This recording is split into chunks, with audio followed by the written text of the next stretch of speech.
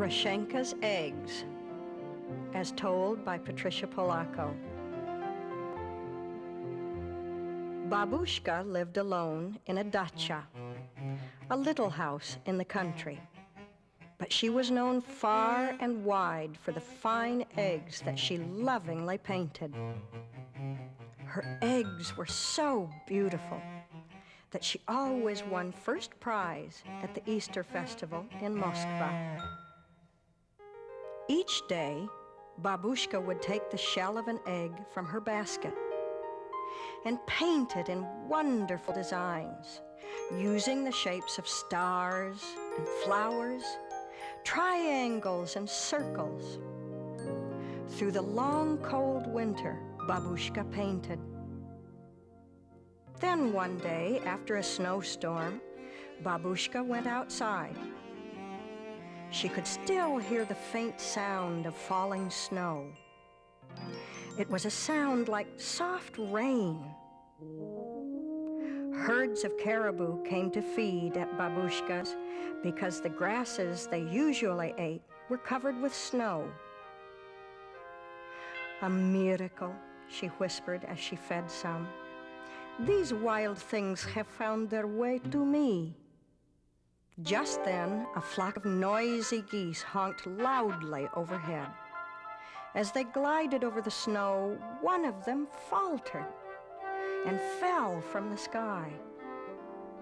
Babushka went to where the goose lay, crumbled in the snow. "A hunter did this," Babushka grumbled. She carefully picked up the goose and took it back to her little house. There, she fed the little goose from her own table and put the goose in her best basket lined with the warmest quilt from her own bed. "I shall name you a good name, one that we both can like, eh, my little friend?" she said as she patted the goose's head. "How do you like Rechenka?" "Yes, then Rechenka it shall be." With Babushka's care, Rechenka grew stronger as each day passed. To repay her kindness, Rechenka laid an egg for breakfast every morning. As Rechenka got better, she waddled around the little house exploring every nook, cupboard and corner. One day, she jumped on top of Babushka's work table, overturning the jars of bright-colored paint that she used to color the eggs. "Niet!" Babushka screamed as she chased the goose with a broom. "No!" The frightened goose flapped her wings to get away and knocked over the basket of eggs that Babushka had so lovingly painted. The eggs crashed onto the floor and shattered into millions of pieces. They were both very sad. There was no reason now for Babushka to go to the festival. The next morning, Babushka slowly got out of bed and trundled over to Rechenka's basket to get her morning egg. But when she reached into the middle of the quilt, she picked out the most brilliantly colored egg that she had ever seen. "A miracle," Babushka whispered. "A miracle." She made small holes at both ends of the egg and blew the yolk and white into a dish to cook and eat later for breakfast. Then she held the egg up to the morning light and marveled at its beauty. After that, every morning, for 12 mornings, there was another egg, each more beautiful than the one laid the day before. Soon Babushka had enough eggs to take to the festival in Moscow. How wonderful, she thought. A miracle has replaced the eggs that were broken. "Spring is here, my little friend," Babushka said to Rechenka the morning of the festival. Soon now you will be flying off to the north with your flock. She bustled to the hearth fire and brewed some of her most favored tea. The two shared a saucer of tea with kulich, a sweet Easter bread. She covered each piece with pashka, a spread of cheese, butter, and raisins. They savored each bit together. One for you, one for me, Babushka chanted. Da, da, my little friend, I shall sorely miss you. But you are a wild thing, and a miracle sent you to me. It would not be right to ask you to stay here with me forever. When Babushka left her little house, she took one last look at Rechenka sitting on the doorstep.